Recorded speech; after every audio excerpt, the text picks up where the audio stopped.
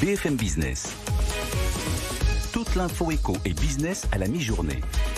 60 minutes business. Guillaume Paul. Allez, 12h25 sur BFM Business. Je vous disais, on va parler innovation, sujet prédominant.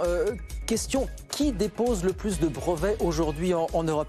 Là, on vient d'avoir les chiffres pour l'année 2021, chiffres communiqués par l'Office européen des brevets. Et l'un des faits marquants, c'est que la Chine continue de déposer de plus en plus de brevets chez nous.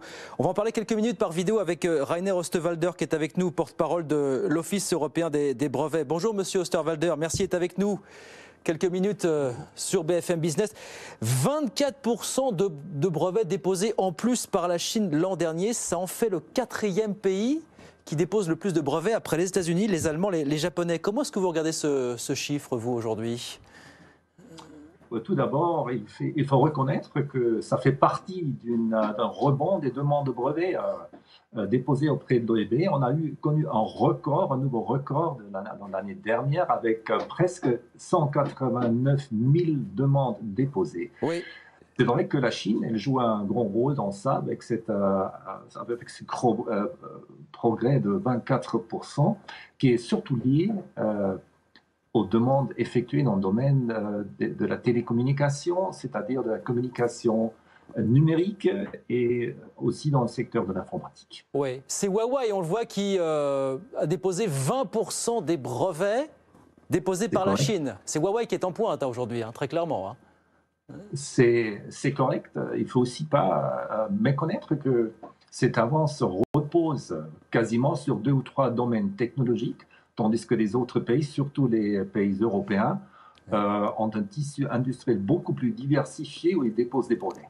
Je schématise, Monsieur Rainer Osterwalder. En gros, c'est l'Allemagne, ce sont les États-Unis qui déposent le plus de brevets en Europe, enfin sur l'an dernier, 25% je crois, les Allemands à 14%, les Japonais à 12%. Les Français sont loin encore, on est à 5%. On est très loin des Allemands notamment aujourd'hui, très clairement. Oui, donc ça c'est une tendance qui s'est développée sur beaucoup d'années. Il ne faut pas méconnaître que l'Allemagne, quant à elle, elle a une technologie très diversifiée, aussi comme la France, et donc il y a beaucoup de similarités entre les deux économies. Mais l'Allemagne, ils ont des différences, par exemple, au niveau légal, où il y a une loi qui reconnaît les droits des inventeurs de déposer une demande de brevet. Donc il y a beaucoup qui est lié à ça. Et ils ont une très forte industrie, tandis que la France, elle est beaucoup plus spécialisée à certains égards. Ouais, c'est ça qui pénalise notamment la France. On voit notamment que dans le top 10 des entreprises qui ont le plus déposé de brevets l'an dernier en Europe, il y a 2 entreprises allemandes dans le top 10, Monsieur Osterwalder. Ce n'est pas le cas de la France, pour le coup. Et c'est vrai, mais ce sont des entreprises qui ont des opérations au niveau très international. C'est Siemens et c'est Bosch. Eh oui, voilà, ce ne sont pas n'importe lesquels. Alors que le premier groupe français, il est 33e, c'est Safran. On a le CEA 35e, Valeo 41e. On est loin aussi de ce point de vue-là dans les classements aujourd'hui, très clairement. Mais il faut aussi reconnaître là que ça signifie quand même que la France elle a un dynamisme très fort et très restant dans l'innovation. Il faut dire par exemple que Valeo, ils ont avancé de 27,4% par rapport à l'année précédente.